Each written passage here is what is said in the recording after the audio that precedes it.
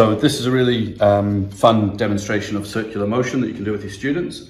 You're going to need a coat hanger, metal wire coat hanger, and some small copper plated coins, so 10-cent coins in New Zealand.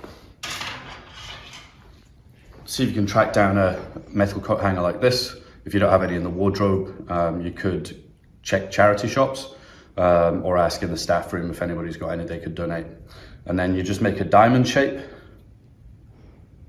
out of the coat hanger, and then to balance the coin on the hook, you want to make sure that the hook is level, and you can sometimes, to make it a bit easier, you can file that down if it's not entirely perfect.